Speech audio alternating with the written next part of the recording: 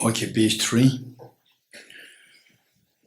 Setting proper motivation with 3 points. Refuge, bodhicitta, and the purpose of this class.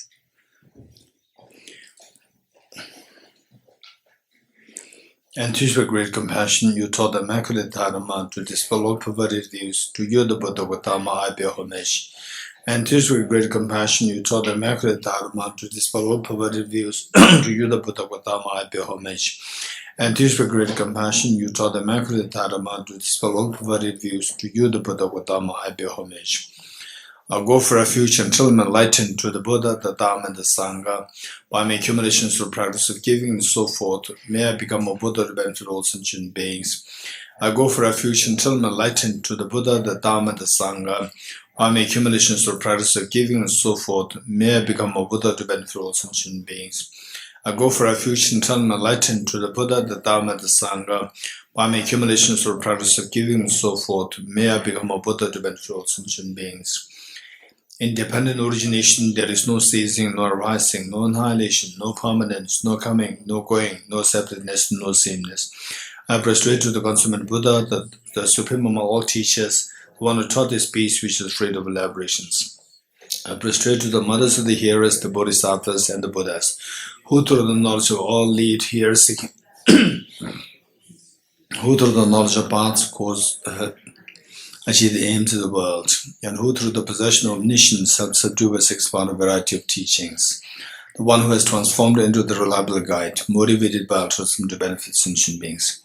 The teachers who guard and protect her to hear my prostrations.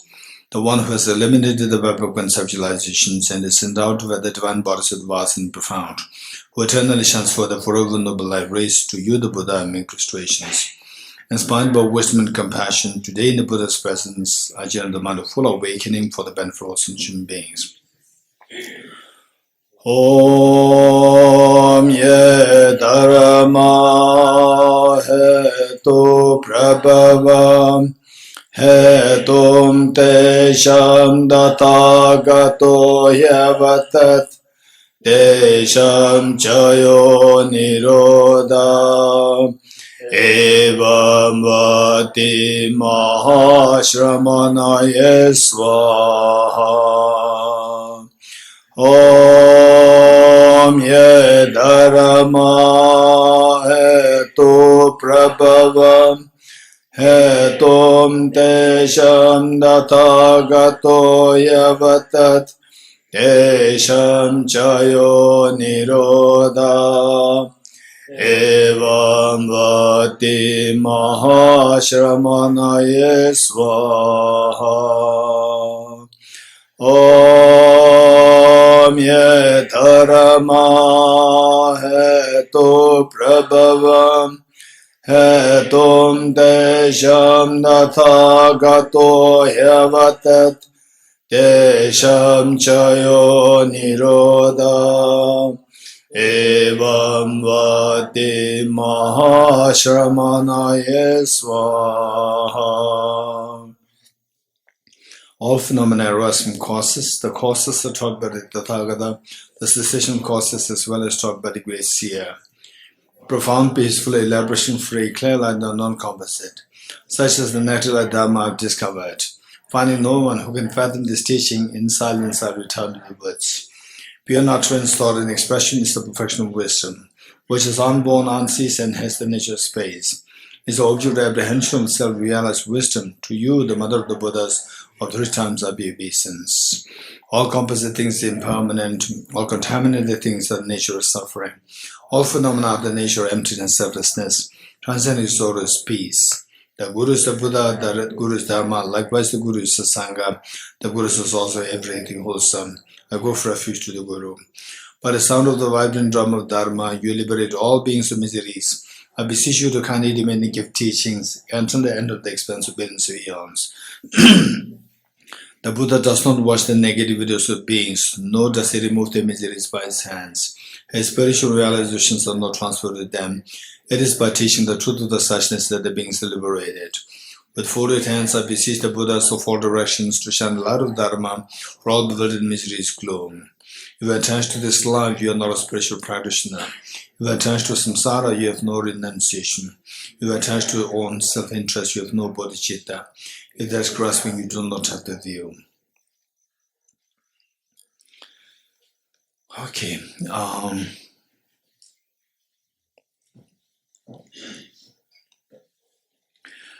Let us turn to page 4, which we just read.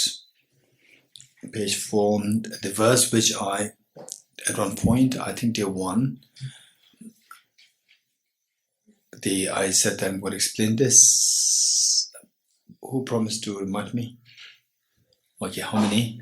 There's several of you. 1, 2, 2. Okay, there should be 4 or 5. They disappeared. Okay. If you read this independent origination, there is no ceasing. How many items are indicated there? There are no ceasing, no arising, no annihilation, no permanence, no coming, no going, no separateness, and no sameness. There are 8 of them. 8. And these 8, we see them in the 4 sets of 2. 4 sets of 2 meaning total 8. 4 sets of 2 of 4 pairs. 4 pairs. One is ceasing and arising, annihilation and permanence, coming and going, separateness and oneness. So we see that ceasing and arising, this is a very interesting phenomenon. I don't know whether we have noticed that our life, we see that it is determined by we are predominantly about the ceasing and arising, ceasing and arising. Our mind is all engrossed. We are being fluctuated into emotions on the basis of this phenomenon of ceasing and arising. Okay. Ladies and gentlemen, over there, do you have a mattress? You have a mattress? Question there? Good. Ceasing and arising. For example, we celebrate our birthday. What is that? Arising. We mourn the loss of somebody. This is the ceasing. And the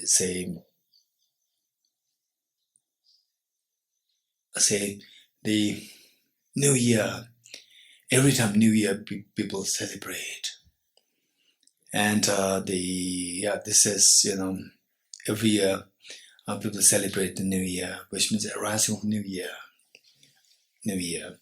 So we see that when there's a change happening, and everybody, even some of the politicians, they know that the people's mind, they're into the change. They want some change.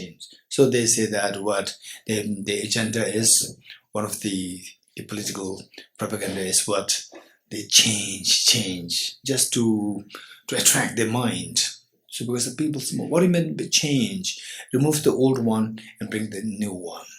Arising of new one, removing the ceasing cessation of the old one. This is all about our life. As young child, all of us, young child, first we go to school, and from the school we go to, then school, stop the school, go to the college, stop the college, go to the university, stop the university, then go to look for a job, and then you stop the job and look for retirement, right? So this is how life passes. Arising, ceasing, arising, ceasing. If you see that the arising, ceasing as like a dream, arising, ceasing like a dream, then almost like all our encounters with the world, we can associate them with like dream nature.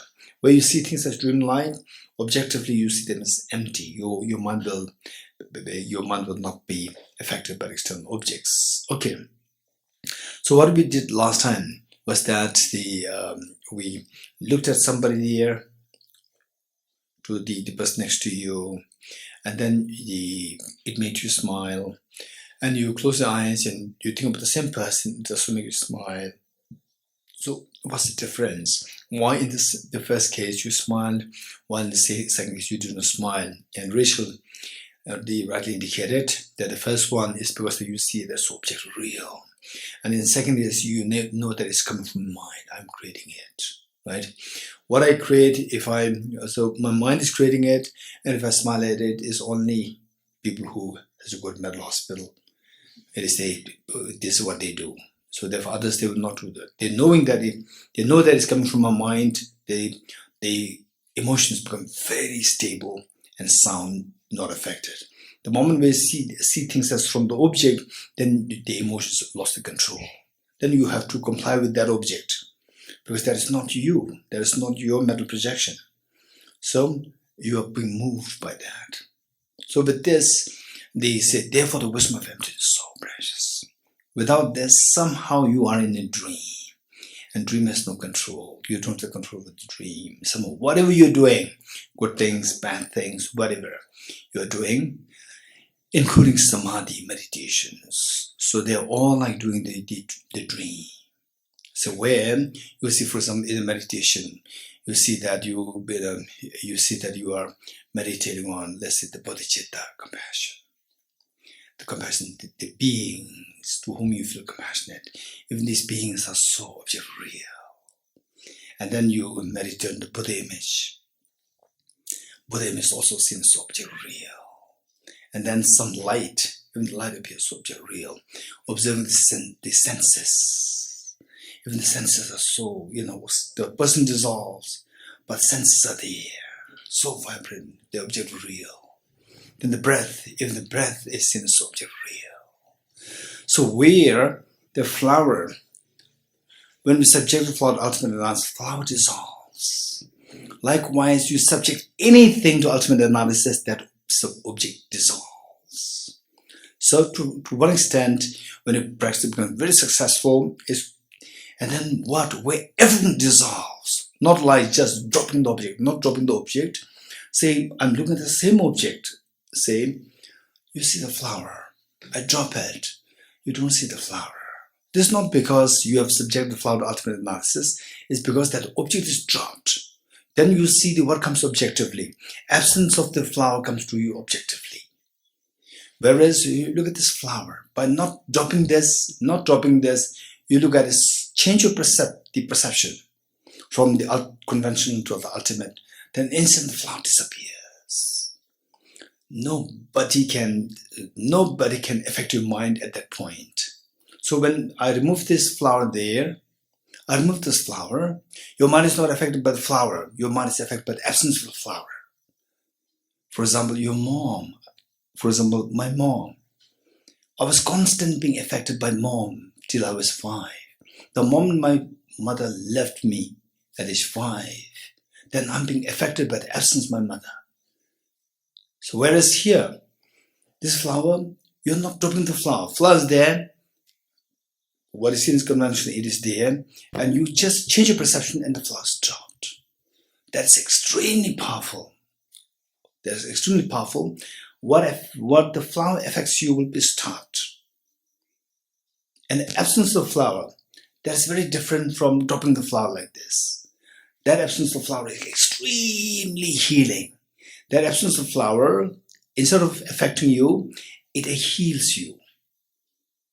Because this absence of flower, and the flower there, and then seeing that the flower is just my perception. Instead of dropping, it is like withdrawn in your mind. From the object, there's nothing there. You've discovered it. If you have not lost the object, you have discovered that the flower is not from the object. This is what makes the difference. So over time, if you do this practice consistently, not just with one object all the time, say the flower, your body, the table, your house, the food that you eat, but in one day, don't switch too many times. Then it's going to be totally ineffective. Say, one day you do with yourself. I am empty of objective existence. The next day or the evening, you did the emptiness of the flower. Still the next day, you can see the emptiness of your body. And then you're just expanding it like, okay, expanding it like house. Oh, I have a neighbor who's very complicated. Think of the emptiness of the neighbor. oh, my mom is so loving towards me. I see the emptiness of my mom. Right? What stirs your emotion, be it very affectionately or very the repulsion. In whatever way your emotion is stirred, that object that triggered that emotion, be it positive or negative, try to see the emptiness of that. And let's be patient. Let us not be impatient. Let us be patient. Patient meaning that it'll take time. Because this disease of seeing things object real is not just what you got today or just the few weeks ago. It is many, many, many lifetimes. It's a chronic disease. For example, that you feel uncomfortable with somebody. You feel uncomfortable with anything that comes to you, like emotions, uneasiness, unhappiness, or disagreement. Disagreement per se. Disagreement is not an issue. The issue is disagreement and then uneasiness comes to you. The moment that happens, objectification has already happened. Objectification already happened. Okay, so there, what creates this uneasiness within you? What creates this, ecstatic joy, excitement? Think of the emptiness of these. And then instantly you see that your mind calms down. That calmness, your excitement stops. And then life will be very boring without excitement. No. Say the way your excitement stops, a confidence builds up. Confidence. Where somebody says that they say gives you ordinary candy. Geshe, this is very delicious candy, right? And then you have seen chocolate. Swiss chocolate. There's nothing, right? So you're not really excited by this. You can appreciate it because the person is offering that with a pure heart. You can appreciate, thank you so much. But deep inside your mind is very calm, stable, and confident. Okay, so this is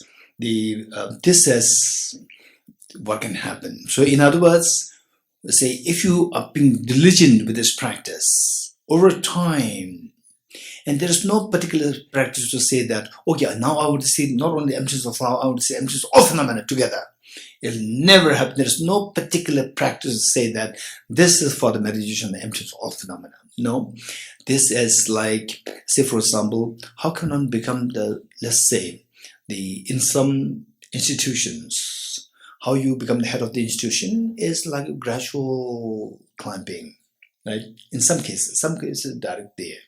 Say in the institution where you first become the clergy, or let's say the first level of sometimes levels, even the levels, first levels, first grade, second grade, third grade, you climb the steps, and eventually with age and experience and maturation, and then you climb to the top. So in this institution, this is the only way how you become the top ranking, the position. So likewise, to see emptiness of all phenomena, where the experience is what is described here, the one who has taught this peace, which is freed of elaborations, where is totally freed of elaborations, that experience will come to us only through, say, a daily practice for an extended period of time. And when will that happen? Of course, it will not happen overnight. It'll take time, but how long it takes time, it depends on your effort and your consistency, your rigor, and your gathering of the other factors. If all the other factors are gathered, no doubt the likelihood that you can see the emptiness of all phenomena simultaneously at one point can happen. And so this is it. So once that happens, then say you see the emptiness of the flower dissolves. The flower affecting you will stop. Likewise, if you see emptiness of all phenomena, then all phenomena affecting you, any phenomena affecting you will stop. So that is when your mind gets a total rest and peace. Okay. So what we are saying is that there are some tips where how can I really manage my emotions? And of course, this is not an easy task. We have to do it. Even I have to struggle. I have to do it. I'm doing it. I'm trying my best with all my busy schedule. For example, in the mornings, early mornings, I come here. Otherwise, I could stay by myself, do my practice. That is much more efficient than just rushing through and making sure that somebody's there, somebody's not there, somebody's paying attention, no attention, and then how to make things, So it's, for me, it's just a waste of time. But I'm deliberately coming that people can learn how to do design their own practice, not just they talking about in one session, but in daily practice. Actually, that people see what we're doing.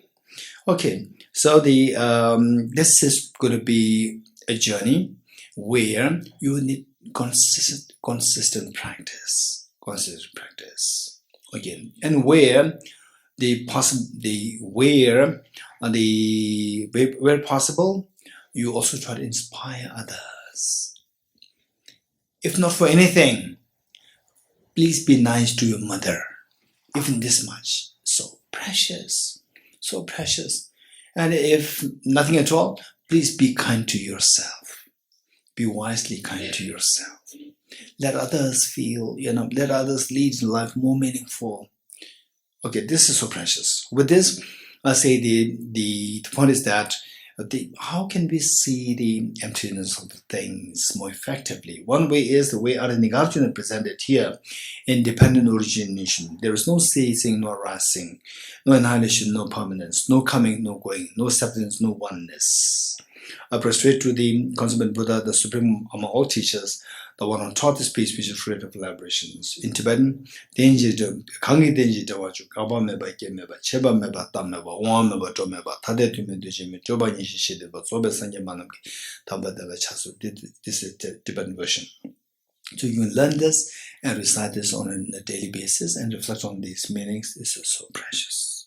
Okay, so what is indicated is that there are 8 points indicated.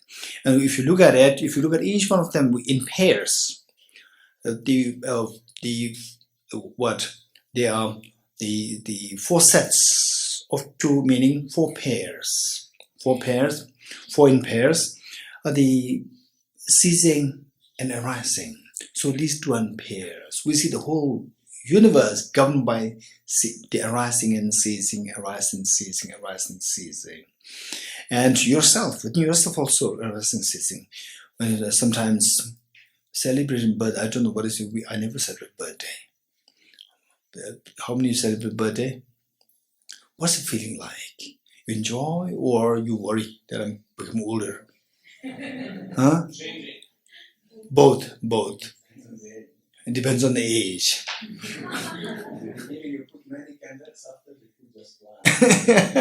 Yes. Okay. But celebrating New Year, for me, I don't celebrate the birthday, not because that I hate this, because I don't know my birthday. Right? My birthday was given by one official who must be age 20 or 21 in those days, and I was just 5 years old. And then he said, "Hey, what's your name?" "Dorji." He's sure that this boy doesn't know his birthday, so he gave a birthday. He decided, right? So it became my birthday. Yeah. So therefore, for me, it doesn't matter. Whereas New Year, yes, everybody celebrate. So every time there's a New Year, okay, I'm 1 year become older. That gives us an urgency. It's very good. It's very good. It gives a sense of urgency. Yeah. Okay. So look, ceasing and arising, this governs the whole universe. If you're aware of this ceasing and arising, what do you do? The morning I arose, evening I stopped, evening I ceased, the whole day, my whole day ceased in the night when I go to bed, ceasing and arising. And then, okay, now in 2 days' time, I have to leave, I have to buy the ticket, right? Arising of a ticket. And then you reach your place, the ceasing of the ticket. Okay, so this is how the arising, ceasing. If you can see the emptiness of arising, ceasing, then you can see that the emptiness almost pervades your life, 24 hours of your life. Then the next one is annihilation, permanence. So with the bad things which you dislike, you wish that it is gone forever. Annihilation. and something good, something good. You just wish that it is with us forever. Permanence. You cling for permanence. You cling for annihilation, right? And also in reality, we see that there are things which are the non-existent altogether, and there are things like time, the mind. These exist forever. So what exists forever? What is non-existent altogether? You think about the emptiness nature, non-objectivity of these. Even the absence, even the non-existence. For example, the elephant in this house. This is also, say, for example, so your mind. Your mind is at all times, absence of mind. Even that doesn't exist objectively. And the mind doesn't exist objectively. So, what your mind craves for something to annihilate, for something to be permanent, even these objects, they don't exist objectively. Then you're craving for things to be annihilated, for things to be permanent, it also starts. Then the coming and going, again, say your families come in, there's excitement. You leave your families, there's a sadness. But somebody defined as a nasty person comes in, you feel unhappy. And if he goes away, she goes away. What a relief. In fact, many times I feel nirvana sometimes. I feel nirvana sometimes. Yeah. Very complicated people. I don't have to do anything. I don't. You are like this, you are like this, you are like that, so forth. The moment, the separated in distance, right? I could feel nirvana. Freedom. It's amazing. Coming and going. Look, coming and going stirs your emotions. Stirs your emotions, right? And you wish somebody to come. Somebody comes, there's a complication, you wish there was somebody to go. First you crave the person to come. When come, there you see defects, you wish that to go. When gone, again there's a limitation of vacuum, again you wish that come. Self-torture. It's a total self-torture. Coming, going. This is what just triggers your emotions. Triggers emotions, yes. The question, Geshe. Yes. As this contemplation of the emptiness deepens and the practitioner is less and less affected by all phenomena, how she makes sure to still have compassion? Compassion. Good question. Thank you so much. Okay, let's not forget it. Yes. You said, like, for example, as I practice emptiness, and I can see immediately that the flower is something real. But there's so many beautiful things in the world, like beautiful sunset. If I train myself to see that as something objectively empty, then I still have the same experience of happiness feeling. Yes. Wonderful. Okay, two questions. One is that, yes, this has a great benefit in controlling, managing your emotions, like anger, attachment, and so forth. But what about compassion? One, will it not compensate your compassion? Will it not mitigate a part of the compassion? Because, why should I be attached to this flower? Because it's empty. It's just a bunch of atoms. Why should I be compassionate towards these people? They're all atoms, right? Is this the same? How would you reconcile with the understanding of emptiness? Is one question. Number two, yes, the world is not perfect, but there's so many beautiful things. Look at the sunset. Just sit on the shore of the ocean. Beautiful ocean, very serene. And sunset is so beautiful. So beautiful. And you see that this is just empty of objective existence. Life becomes so boring. Right? All the beauties, all aesthetics disappears. All aesthetics. Right? So life becomes so boring. So how do you reconcile that? This is a question. Very good question. Thank you. Okay. What was I saying? Okay, first let me finish this. Coming and going. Coming and going. Do you agree with me? That life, coming and going, is very complicated. Right? Very complicated, coming and going. Then separateness and sameness, right? Look at the world. Some countries, they're saying that, oh, we are same, right? Some people say North Korea, South Korea, we are just one country, we are one country. And some say, no, we are separate, fighting, right? And Germany, East Germany, West Germany, we are one country, and the Berlin Wall broken, right? Very people celebrate. Some create a wall, people celebrate. Okay, now we are independent, right? And some say that the world, you are us, you are us, you are us. I'm not you. You're getting it, you are me, but I'm not you, right? You are part of me, I'm not part of you. Expanding. I don't know what they're going to get if the whole world they get it. What they're going to get, I don't know. Whether they could eat the two cheesecakes. What they're going to eat, I don't know. They crave for expansion, and then say that you're part of me, you're part of me, you're part of me. Are you part of them? No, I'm not part of you. You're part of me. Greed. I don't know what they're going to get. In the process, creating so much of pain in other people, and creating so much of what do you call it? What do you call it? Restrictions in your own people. Because they come to know the reality of the world. They see that they are in prison. You call it censorship. So much of censorship on your own people to keep your people, submissive to you. And then meanwhile creating problems with the other parts of the world. Just expanding. Creating problems. So saying that we are one, we are same.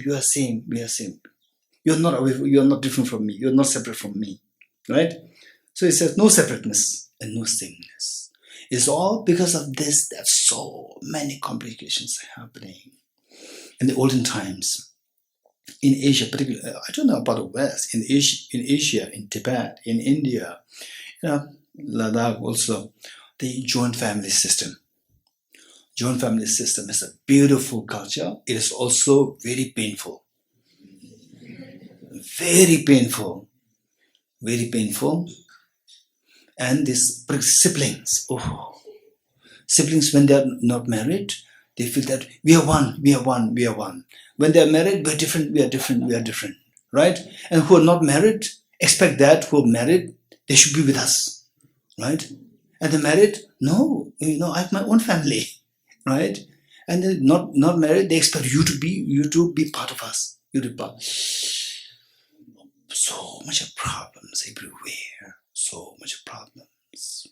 In fact, one of my cousins, a monk, who was very smart, who just in his early 20s, he discovered that siblings are, one family when they are not married. When they're married, don't be too obsessive. Let they have their own family. Don't think that they should take part in your program. No.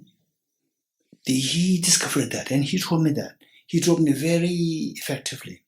One of his sisters was married, and then he told me that he told the whole family that when the two parents are there with us, we are brothers, sisters. When the parents are gone, I see that you're all leading your own life, small family. You are independent. Then we are like friends. This is what he said. It's very true. So this concept of oneness and the separateness, this again stirs so much of emotions within us. So the point is that finally the Buddha said, you are the master of yourself. Right? You are the master of yourself. Who else is there as your master? The one who tames one's mind is wise and will be liberated. You are the master of yourself. Who else is there as your master? One who tames one's mind is liberated and is wise and will be liberated. Okay, so it says that no annihilation, no permanence, no coming, no going, no separateness, no sameness. So all these things, what we see, these eight phenomena, our interaction with these eight phenomena, our encounter with these eight phenomena stirs our emotion. Sadness, anger, agitation, craving, greed, and so forth. and your peace is totally lost. So this the Buddha taught, that all these things are like dream. They are all your mental constructs. They're all subjective real, not objective real. They're all empty of objective reality. The moment you discover that it's all empty of objective reality, your mind becomes so stable and confident and not affected. When that happens, this is a peace. I prostrate to the consummate Buddha. Consummate Buddha meaning the one who has reached the ultimate experience, where all the matter of defilements are gone and the mind experiences ultimate peace, ultimate happiness. I prostrate to the consummate Buddha, the supreme among all teachers. Well, who is a teacher? Teacher is somebody who guides us towards the destination which we aspire to go to, right? That's the guide. And where do you want to go to? We all want to go to the fearlessness and infinite happiness. Okay, so anybody who can take us there, that's the supreme teacher. Somebody can teach me mathematics. Somebody can teach me physics. Somebody can teach me how to eat food. Many people, they taught me English words. For example, I used to say the event, and one of the person who was a part of the group who hosted my time in Cambridge. She was constantly coming to listen to my talks and pick up all the words which I pronounced wrong, and she would correct me, saying that they say it's not event, it's event. It's not what is that? It's not breakfast, it's breakfast. And it is not dictionary, it is dictionary. It is not Wednesday, it is Wednesday. And in British is not how are you? How are you doing? No, how are you doing? How are you doing is grammatically correct, but English people will laugh at you. So how are you doing? All these I learned, they are my teachers. But for me to have a Shakespearean English, this is not my goal. My goal is fearlessness and infinite happiness. So I have teacher to teach me English, to teach me mathematics, to teach me how to eat food, and even somebody taught me how to use the fork and knife. Very kind, extremely kind. And how to put it, after you eat it, to tell the person, without speaking, to tell the person, I already finished. You can take the plate. So how do I keep the fork and knife together? Right? Separate, the people will not take your plate. Seeing that you are still continuing. Although your plate is empty, still you are continuing. If you put the knife and the fork separate, right? Okay, all these, somebody taught me, is so precious, so precious, so precious. So what I'm saying is that, and even if your plate is full, but if the fork and knife, if they're together, they will take it away. This indication, convention, that I've already, I'm done. Yes. Yes. Should a child's dharma be dependent on how their parents are feeling? Because when they're getting old, some parents would understand that it is their children's own life. It is okay as long as they're on happy terms. It's fine. The child can live his or her own life in a different state or a country. Some parents would be from different background. That they would feel that how can you battle your own parents, right? So how should the child be thinking? Okay. In other words, so the parents feel disturbed. Some parents feel disturbed, and some parents are extremely open-minded. For them, the priority is that the child should be happy. For some people, no, not only that I'm following Buddhist, you should be Buddhist. I'm Christian, you should be Christian. And some people even worse than that. I'm lawyer, you should be lawyer. I'm a doctor, you should be doctor. Terrible, right? And then Einstein did not force his son. You should be physicist. He did not force. So what I'm saying is that the parents differ. Some parents are very open-minded, in which case the children are very fortunate. Fortunate does not mean that you can do anything. Be wise, be kind to yourself, and be wisely kind to yourself. This is what these children should not forget. These children should not take for granted the openness, the open-mindedness of the parents. Then what about others? The parents who are a little rigid, that no, you're going the other direction, you know. So what is important is that finally, for example, let's say first in Buddhism, Buddhist teachings. If you feel it's some sense from Buddhism, then what I would suggest is the real mark of you having got some sense of Buddhism is that not to disturb your family. This is so important. Don't disturb your family. Whatever your family is doing, the Christianity, Hinduism, Islam, Judaism, Jain, Sikhism, whatever the family is following, in most cases, like 99%, even the family, say the parents, they don't know the religion so well. They just follow the rituals. What is the rituals? For example, we go to have the Coca-Cola, right? We eat pizza, or we serve a birthday celebration. We go outside for food. It's also ritual, right? Take part in ritual. What's the problem?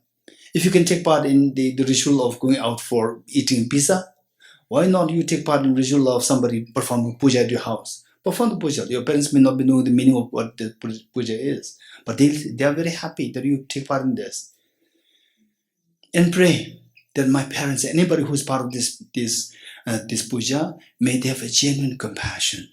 May they have a genuine wisdom.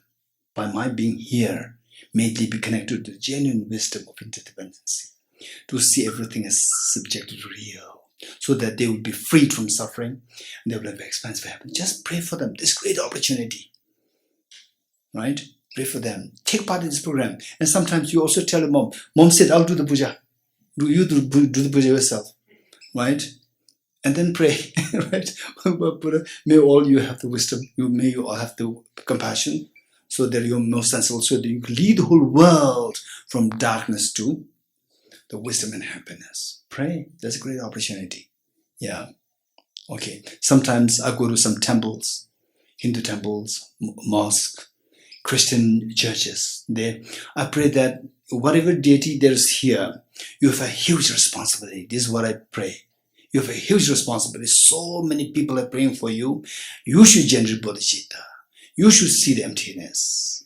And these people are dependent on you. So you should teach these two in the future. This I pray. And the people who are looking at me, they're very happy. They're praying to our God. They're very happy. And they don't know what I'm praying. Well, I'm instructing the deity that you have the responsibility. There's so many people rely on you. You have a responsibility to really go to fearlessness and infinite happiness and teach them how to go the air. This is your responsibility. This is what I pray. And then I take some prasad and leave. Okay, so this is it. Then the next part is about the compassion. How do you deal with this compassion? Technically, okay, I'm going to give you a very simple answer. You're getting it? Okay, I will just tell you what's going in my mind, and you tell me what is the outcome. You're getting it? Say I like beautiful flowers, and I'm seeing the beautiful. It's okay. I'm seeing the beautiful flowers, and suddenly I remember Deepak, the 70th stanza on the emptiness teaching, and I see emptiness of a flower. Okay, so this is what's going in my mind. I'm measuring an emptiness of a flower, and you're watching me. All right? Say, imagine that my mind is like a fabric. My mind is like a fabric. And with the attachment to flowers, my mind is like this, right? Okay. Then and then you just, the moment all these flowers, I see them in the form of the empty of objective existence. Then what happens? This grasping stops. You're getting it? What I'm seeing, what is my mind, what kind of mental state I'm in, my mind is in the ultimate analysis. You agree? In the ultimate analysis, I don't see this stopping. I don't see this stopping. You're getting it? I only see the absence of the objective flower. But what you are seeing, oh, earlier Geshe's mind is so disturbed like this. Now it's calming down. You are seeing this. What is your mind? Ultimate analysis, conventional analysis. Your mind is conventional analysis. Your conventional analysis is looking at me, and you see that, oh, now Geshe's mind, early what like this, very disturbed, is now calming, becoming calm. So when I see emptiness, perfectly there, still for some time, then the disturbance stops. This is what you are seeing in me. And I'm just, because my mind is not in the conventional analysis. My mind is in ultimate analysis, where I just see the emptiness. What's actually happening, for example, while I'm talking, my heart is pumping, but I'm not aware of it, because my mind is not focused on this. Right? So likewise, my mind is calming down. But calming down is conventional to the ultimate truth. It's conventional truth. It should be seen by conventional analysis. But I don't have a conventional analysis at the moment. My mind is ultimate analysis at the moment. But who has the conventional analysis? Somebody who's watching me. So they see me that my mind is calming down. Wow, this is very healing. If you do like this, then your agitation, agitation will subside. And agitation consumes your immunity. It weakens your immunity. Now what weakens your immunity stops. So your immunity will build up. Who's saying this? Who's saying this? Other people, right? So my mind is in the state of ultimate analysis. So I'm just in experience of the emptiness. When do I feel all these things? When I come out of meditation, when I switch my mind from ultimate analysis to conventional analysis, then I realize that, oh, now my mind has become so calm and peaceful. You're getting it? Okay. This says what is happening on the convention, with respect to the conventional analysis. Okay, now compassion. So say the anger. Anger is what? Where your mind pushes others away from you, right? Your mind pushes others away from you. What's the opposite of anger? Love, compassion, which embraces others. You're getting it? So now what happens? Let's say that I'm so angry towards all of you, right? So they even don't want to consider and give me the 1 session break, right? I'm so agitated. And then, no. This is a text. 70 verses on emptiness. This is your meditation. Oh, yes, okay. Then the anger means to push others away from you. Then I meditate. This anger is grounded in the belief that others exist objectively. You're getting it? Okay. So so initially, before I meditate emptiness, my mind is like, what is the state of my mind? Is pushing all away, which is the opposite of compassion. Pushing all away. So this is my mental state. Now with the meditation emptiness, what happens? Pushing you all away is grounded on the belief that you exist objectively.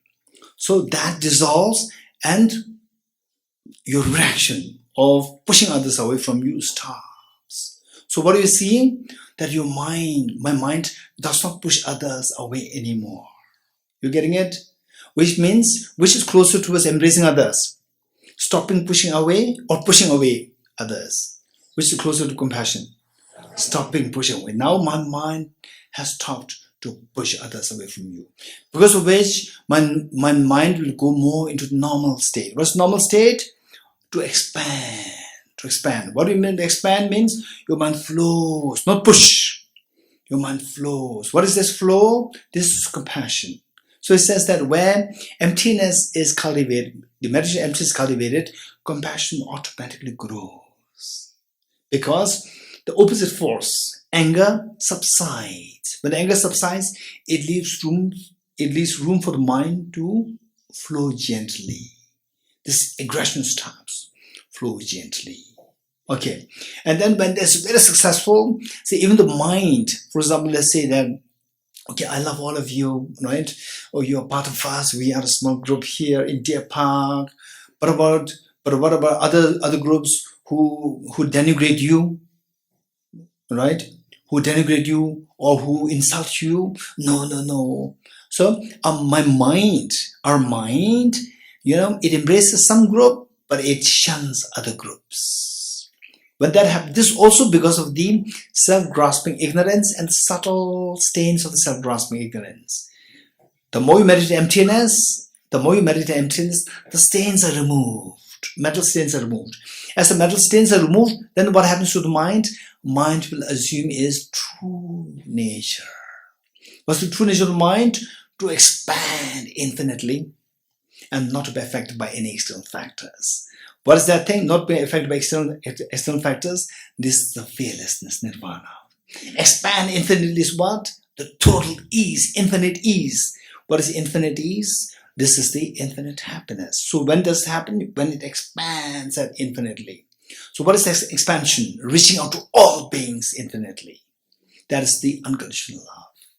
So the wisdom of emptiness, if you think of in a proper direction, with all the comprehensively, you see that wisdom of emptiness is the one which allows the flow of the compassion towards others.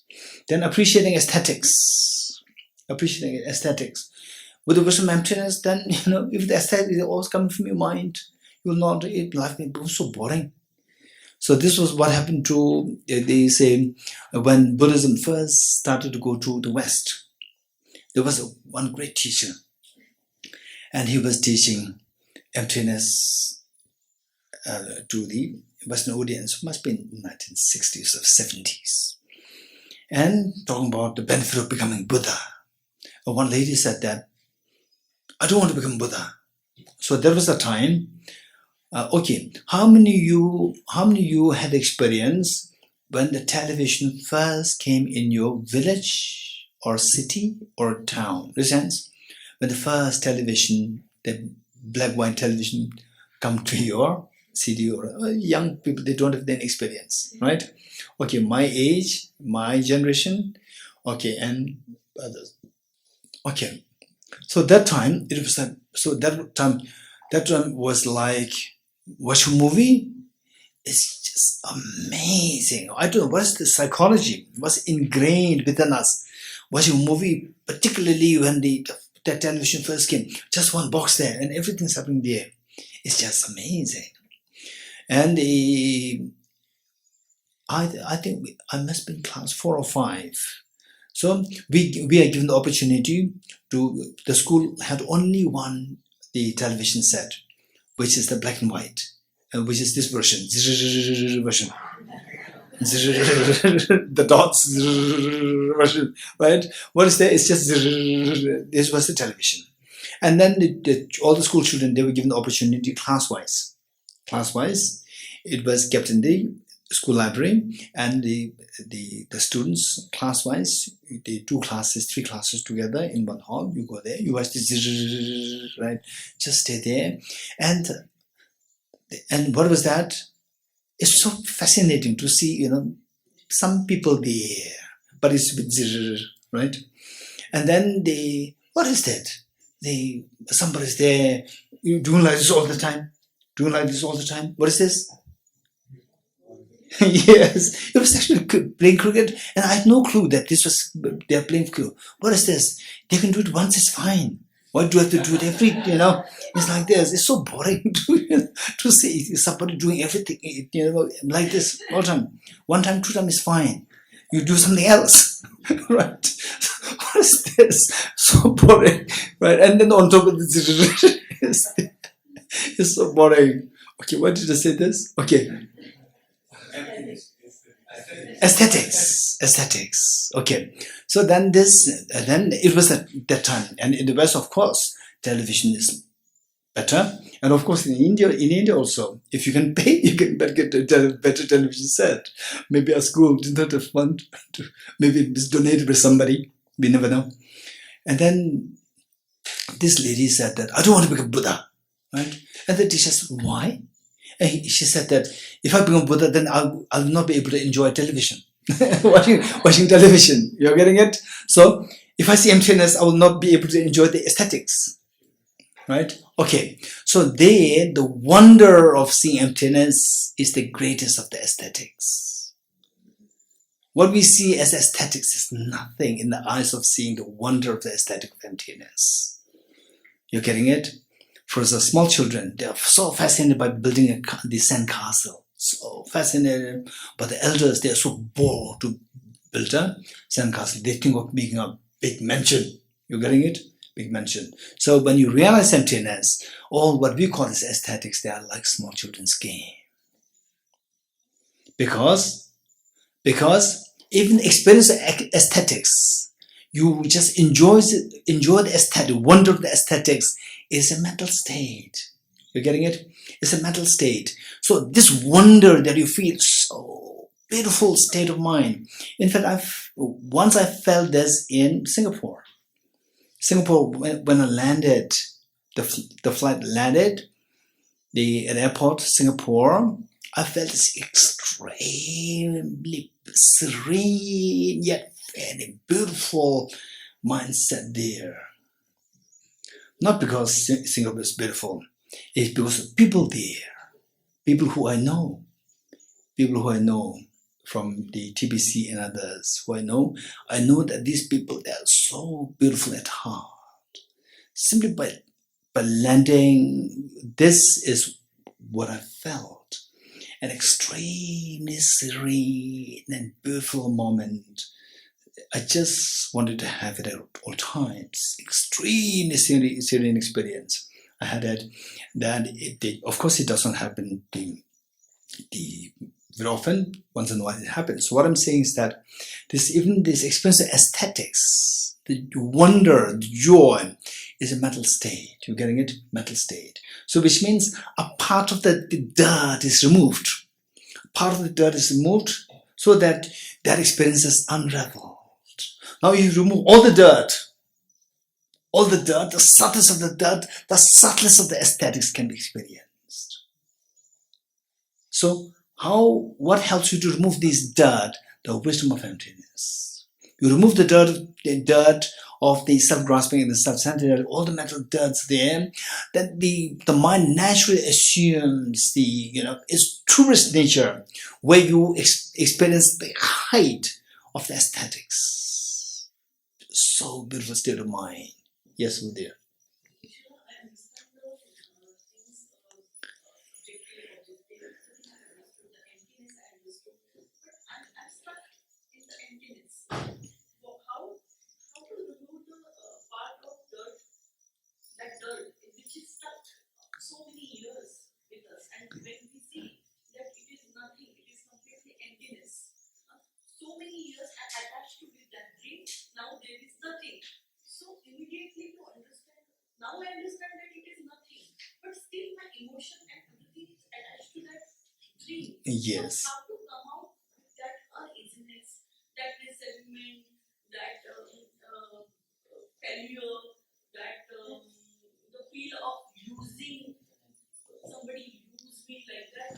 So how to come out of that? Okay. So this is like, your name, sorry? Bruna. Brunal or Bruna? Bruna. Brunal. Okay. What Brunal is saying is that, you understand emptiness, but you go back to your home, you back to your life, again the emotions are same. You cannot come out of this. Right? What should we do? Hey? Okay. Do you remember the example of the rubber band? Right? You pull the rubber band. Okay. So now I want the rubber band to reach from this place to this place. And then you let it go. Again, it collapses. You're getting it? So how should you want that all these problems to stop altogether? Right? What should we do? Repeat it. Repeat it. Repeat it. First, repeating it, if you go to the extent of feeling detached, and this is what oftentimes happens with any practice. If you feel detached, you're not really interested in, the others.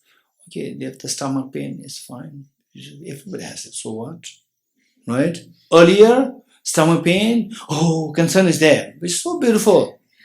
Right? It's fine, I'll take care of you. Then you need some porridge. You need some water, lie down, rest well, don't worry. No other person feel happy. And now I was in the hospital, stomachache. Yeah, everybody says, so what do you do? Yeah, that's very true. I'm very sorry. I'm to let me meditation. Right? It's so detached. Then the person will think that, okay, I should not meditate. If I meditate, I become like him. Right? I should not meditate. So detached. Okay, this is not a good sign. That's not a good sign. Always, finally the point is that where the meditation you are doing is so that your mind will become stable, not be affected by others. Number one. Number two is that this is just a part of the story. This is part of the story. What will happen if you become sick and somebody says that, okay, yeah, I'm very sorry, right? I wish you cure. I'll pray for you, quick recovery, and it's my time for meditation. What will you feel? You feel very sad. Just try to put yourself in the shoes of others. You're getting it? So where the love is more beautiful than your meditation. The love and affection. This is the most beautiful thing in this universe. So where somebody who's able to, so what is a mark of the greatest success? The mark of the greatest success of the individual is somebody who is able to accomplish what you want. What do you want? I want total freedom, number one. I want at least my mom, my dad, my family members, children, they are so well taken care of. They are given the greatest of the attention. For that, how do you do? What do you do? Where your meditation should be designed in such a way that it not only makes you not affected by external factors, that your mind reaches out to all the sentient beings very intensely. If that happens, where your family members, you feel that, wow, that's amazing. So where, say, for example, Ayushi. What Ayushi said, for example, let's say, okay, say, I'm a Buddhist, and there's my brother Buddhist, and there's my sister, it says another brother who becomes, let's say, Jain, right? Becomes Jain. And then, no, you should not be, your tradition is Buddhist, right? And you shouldn't become Jain. And then he's hurt. But eventually, I have a life. In my life, I've gone through sickness, aging, and challenges. And then my brother, who is still a Buddhist, right? He said, I'm very sorry. I'm always with you, but it's my time for my meditation, right? And my Jain brother, who's Jain converted brother, he comes. He truly believes in Lord Mahavir's teachings. I should be kind to him. Although he doesn't like me, but I should be kind to him. He comes. Then he said, oh, real life, he's actually there to help me, not the Buddhist brother. Right?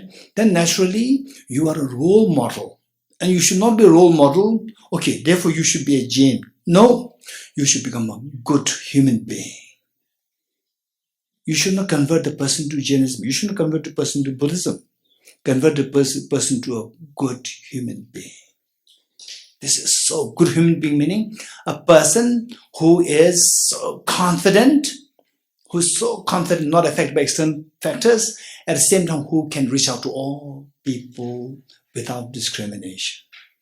That is the mark of the success of your practice. Okay, good. Done? All questions?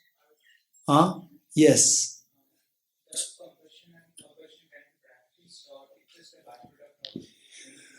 Good question. Compassion, or let me put it technically in this class. Otherwise, in loose sense, I would say compassion and wisdom. But in technical sense, I would say bodhicitta. The highest version of compassion is bodhicitta. The mind wishing to awaken your true nature fully for the benefit of all sentient beings. That's a bodhicitta. This is a heightened version of compassion. So bodhicitta and wisdom. These two are the two wings of the bird to cross the ocean of miseries. So initially one is expected to practice the two wings separately. Wisdom and emptiness, study, reflect, meditate, and compassion, or the bodhicitta, compassion bodhicitta, you practice a separate. There's separate practice. The two methods are there: method of equalizing and exchanging stuff for others, and the sevenfold cause and effect method. There are two methods there, two separate methods. Only by practicing these two methods can you see that your mind is actually expanding in compassion. Otherwise, whatever the level of experience, the level of compassion that we have, it remains there as it is. In some cases, it can become worse. But when you practice it with these two methods, it will keep expanding. And if you want to know about these two practices, read his. There are many technical books there, but I won't suggest these books at the moment. I would rather suggest His Holiness's book. No, is the How to Practice. There's one book there. Another book, what is that? Wisdom Compassion? Where? Okay, Wisdom Compassion. Okay, I don't remember having seen that. Just check it, Wisdom and Compassion. But all these two methods are taught in this, the How to Practice, and one book by my teacher, Bodhicitta. The title is Bodhicitta, and the subtitle is The Awakening Mind, the Mind of Enlightenment.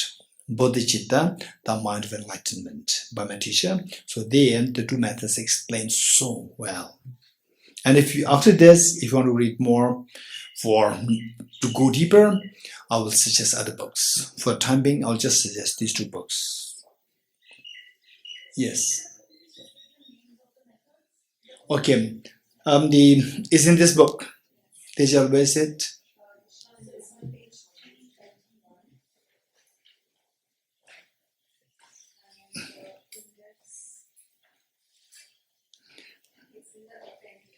Appendix. Okay. If you look at the table of contents, Tejal, where is it? Table of contents, page number?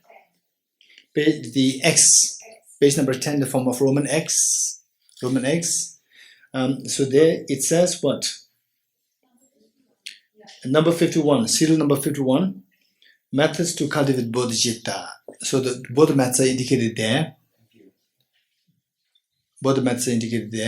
And these 321, page 321.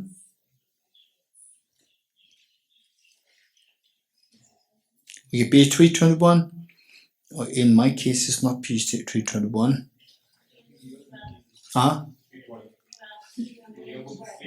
312. 312, yes. Page 312, 321. So these two pages, you go to these two pages. And then it's not just know what these steps are, you have to learn how to practice each of these steps. Okay, good. Okay, now we turn to the text.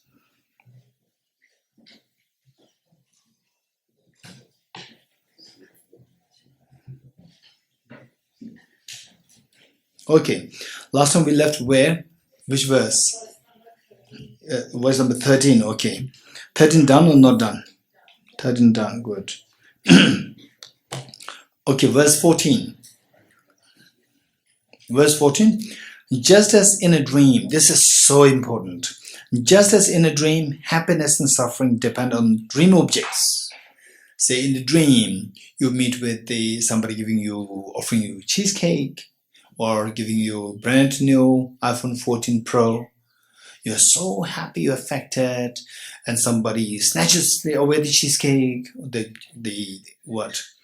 The dream cat jumps over your cheesecake and topples it, or a thief snatches away your the iPhone 14 Pro. There's so much anger, agitation coming. So we see that in a dream, happiness and suffering depend on dream objects. And upon awakening, these objects are known not to actually exist. They're just all coming from my mind. The moment you realize they're all coming from your mind, your emotional stirs stop. Likewise, any phenomena which arises in dependence on another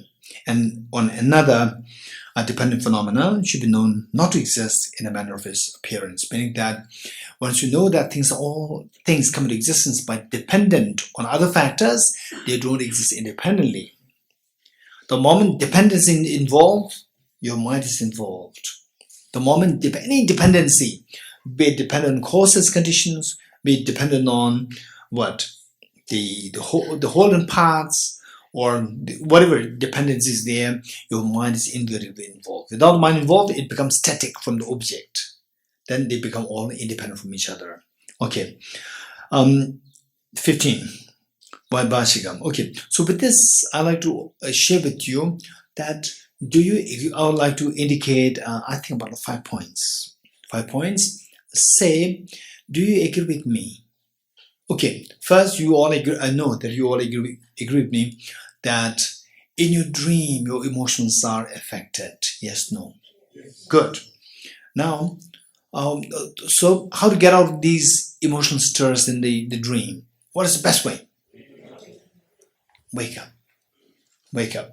If you have some degree of control, through your trainings, in the dream, say somebody abuses you, and then, okay, patience, practice of patience, generosity, ethical discipline, patience, so I should practice patience, right? In the dream, if you have some degree of control, meaning that you have practiced well while during the waking state, then the effect will be felt in the dream.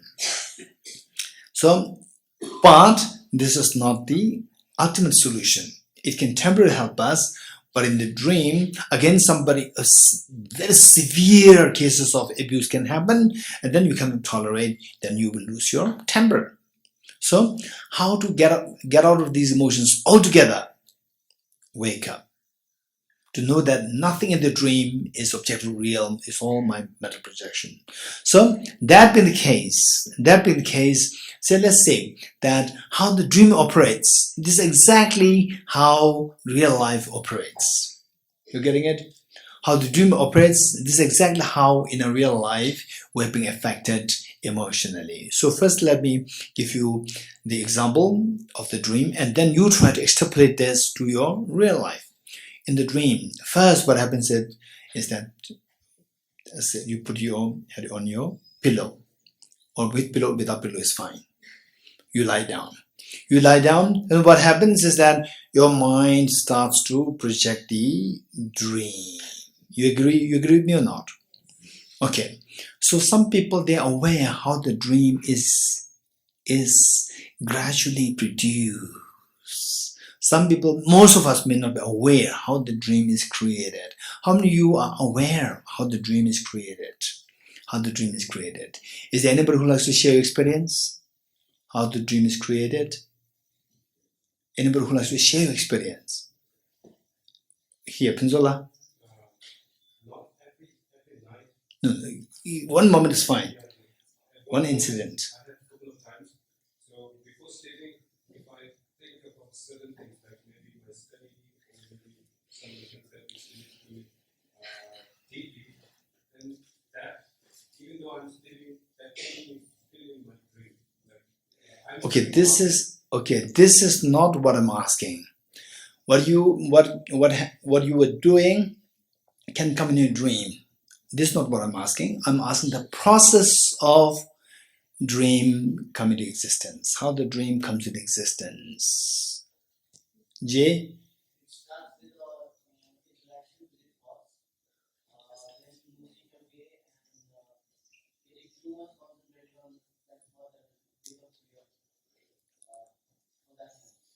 Okay, anyone else? So people can have different experiences. Very good, Jay. Thank you. Yeah. When I start to think, sometimes I can't still listen what's going on. Yes. Okay. You can hear the sounds. What's going around? But I just start to have feelings. Yes. Inside my, like that. I start to dream. Already in the dream. Yeah, I'm already. No. Then this is not the process of dreaming. Oh, by the way, continue. Okay, you are in the little bit in the dream, then deeper and get stuck into it. Okay, good.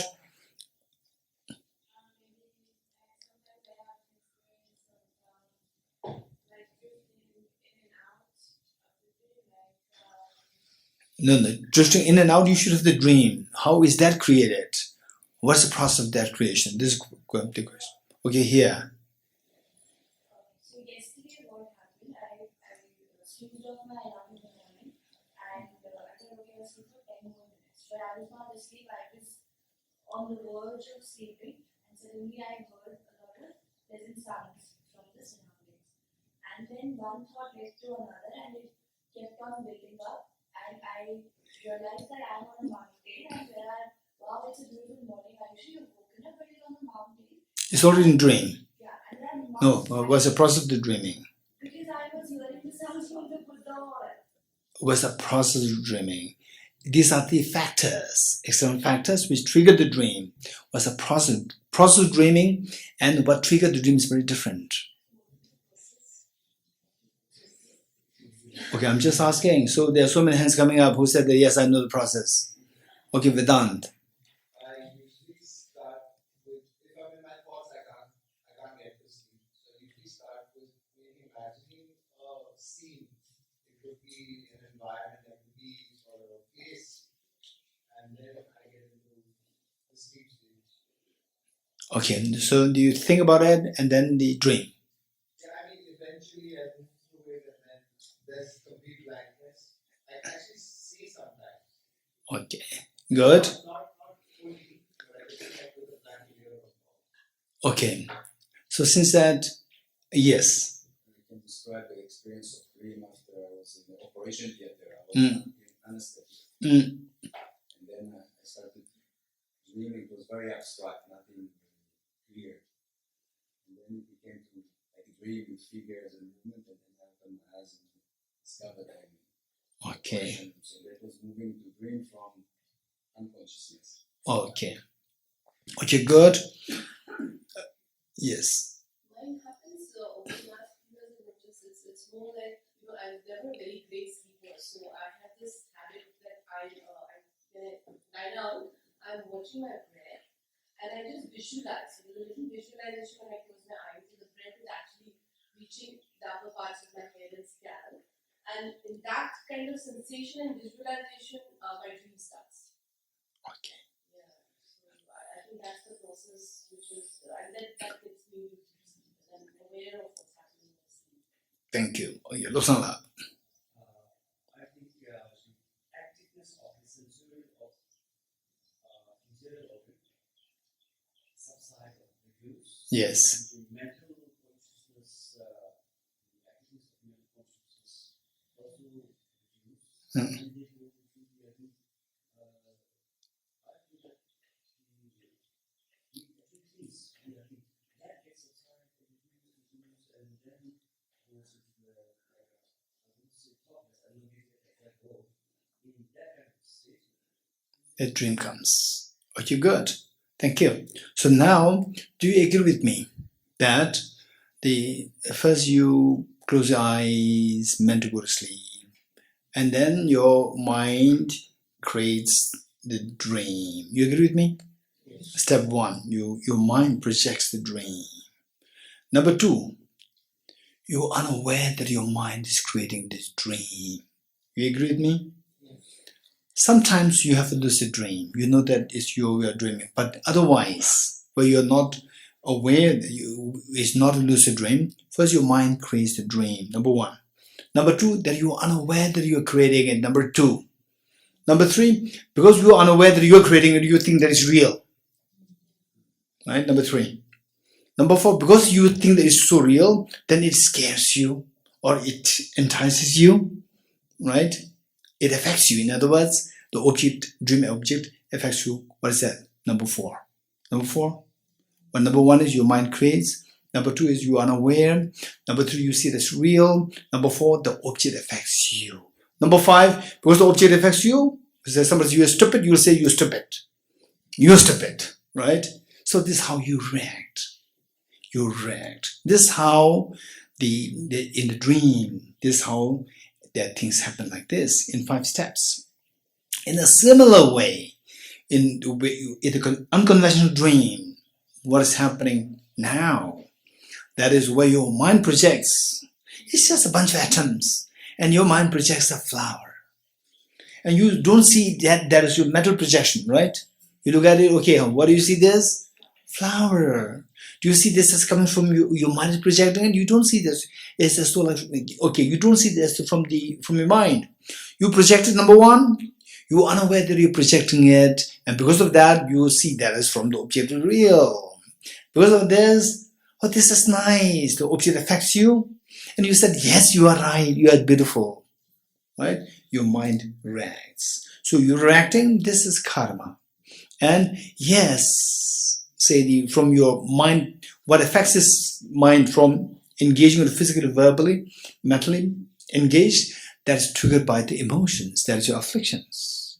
And this is how, and then with this, on your mind, because the mind is moved, imprint is left. The mind is moved, for example, say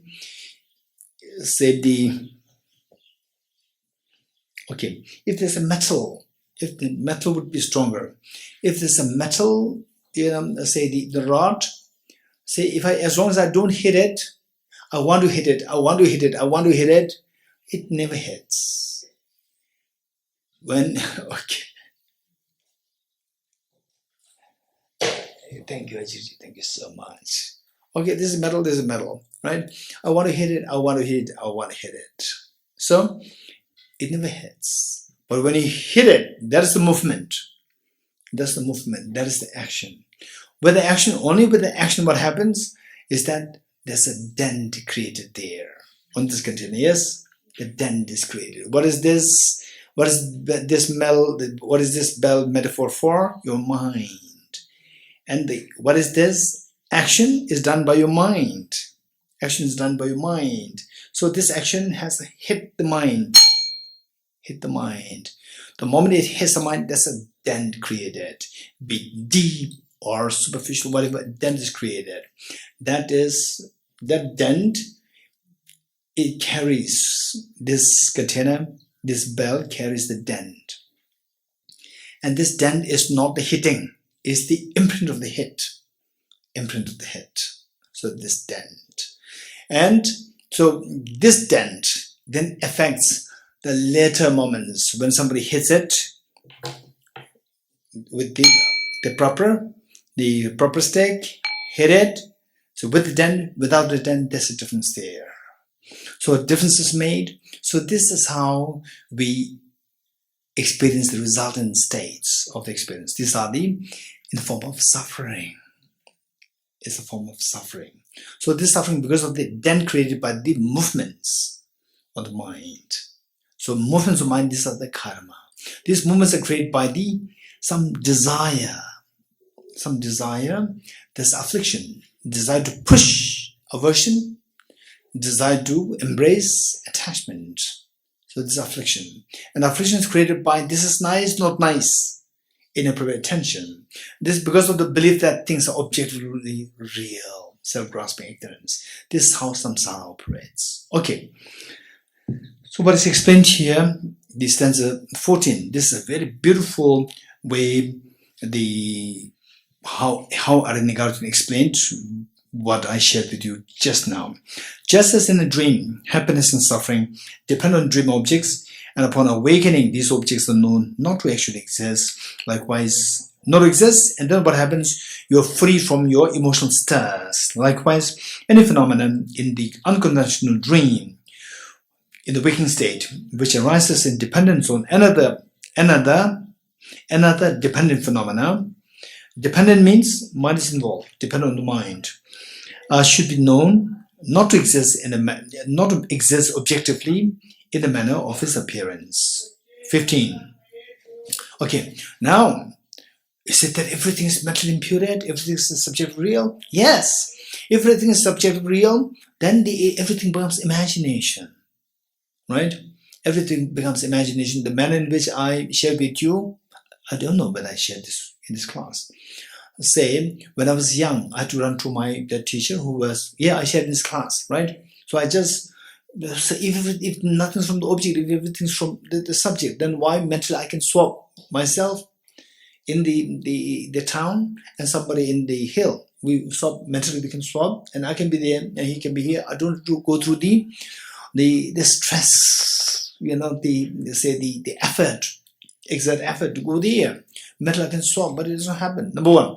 Number two, that if I fall from the building, two-story building, if I fall, as long as I don't think that I'm falling, then I should not hit the ground, I should not die, right? But if I think I can die, if I don't think, then I'm not, my mind is not creating it. So therefore, will I not die? Will I not hit the ground with pain? All these were questions coming to me, which means that that I was going through the first phase, which means the mental imputation means mental imagination. I was getting the feeling that mental imputation, subjective existence equals imagination. So when that happens, this is exactly what all the other schools think except Prasangika. All the other Buddhist schools, they think, not only Buddhist schools, even all of us in our own way, when we say that something is subjectively real, then this thought, then it becomes like imagination, it comes.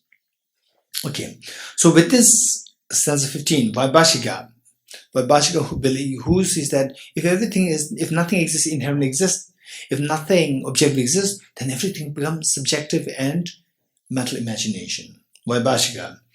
If you assert that phenomena don't exist inherently or objectively, then you're asserting that they don't exist at all. They're just imagination.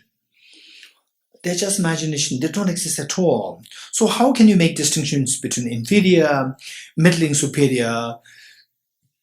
For example, like say, Albert Einstein is an excellent physicist, and my professor in the college is the good physicist, but not the level of the Nobel laureate. And the school children who's good in physics is just very basic physics. How can you distinguish these distinctions are there? Some are good, some are middle, some are not so good, right?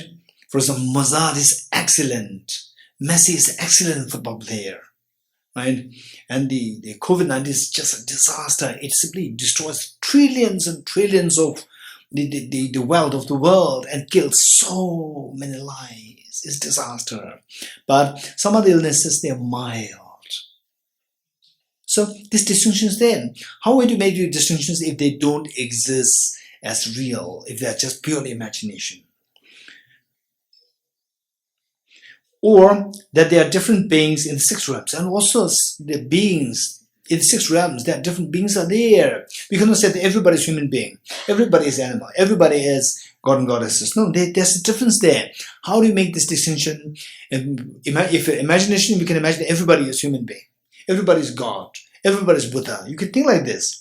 Then how can you that there are different beings in the six realms of existence? How then can you assert the manifestation of a result which arises from cause? Cause and effect, how do you account for this? Where you do bad things, so for example, you steal something, and imagine that you are practicing generosity, right?